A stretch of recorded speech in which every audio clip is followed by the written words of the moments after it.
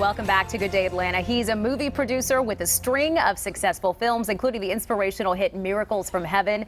Devon Franklin is also a best-selling author and motivational speaker. He's here today to fill us in on his new book, The Hollywood Commandments, and also a new movie that he has in the works as well. So it's so good to have you here. Good morning. Thank you. Good morning, Lee. How are you doing? Welcome to Good Day. Thank you. Okay, your book features something that is so cool. It's called the 10 Commandments for Life-Changing Success. Yes. And that's really a theme that we see throughout your book. So walk us through what some of those commandments are. Yeah, I wrote this book to help anyone stuck in their life. And sometimes they see the title and they think it's only for people in Hollywood. Not so. Yeah. This is for anybody in any industry looking to be more successful. So these are the top 10 commandments for life-changing success. The first one is your prayers alone aren't enough. And this commandment is all about the value of praying and preparing. Too often we pray, but we don't do. Faith plus works equals life. And I give an anecdote in that commandment about my wife, Megan, who wants to, get into action. And I talked about how she wasn't preparing to become an action star. Right. Yeah, So I talked about the value of once she began to prepare herself physically, the action roles that she was aspiring to get ultimately manifested. Why? Because she began to prepare as a way of expecting what was going to happen. One of the other commandments is commandment number 3.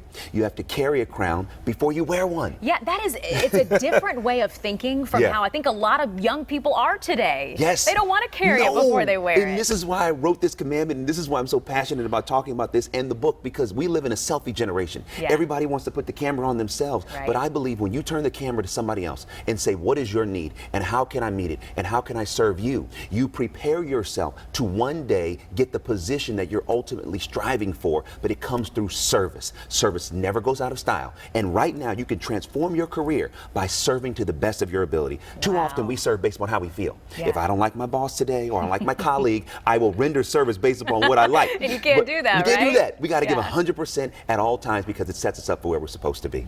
And one last commandment that I mentioned in the book, commandment number 8, your difference is your destiny.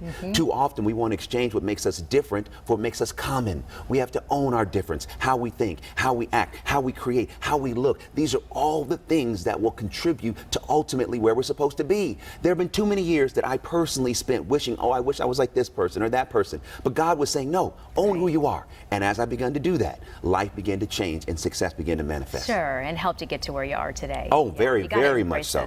Very much so. Very cool. Okay, got to mention this too. You talk a lot about your spirituality in the book, but there's a section where you also say Hollywood is what taught you to be successful and not the church, which goes against what a lot of people may think. I know, because I've been in the church my whole life and I love the church. And so what I mean by this is that too often we look at the church as an end-all be-all. And the church provides a vital function, but we also have to go into industry to learn what we're supposed to do and how we're supposed to do it. So that's where I learned how to play out success. That's how I learned how to become successful working in Hollywood for 20 years, starting as an intern for Will Smith and now running my own company. I learned how to deal with people. I learned how to handle politics. I learned how to negotiate. I learned how to be patient in my career. So when I say that, I'm saying that I learned so much about the practical application, development, and maintenance of success while working in Hollywood. And I believe that's true of so many people in a wide variety of industry. So it seems like all of that goes hand in hand with your faith to help you reach the next level. Absolutely. But this is what I love about why I wrote the book. And one of the reasons why I'm so passionate about getting into the world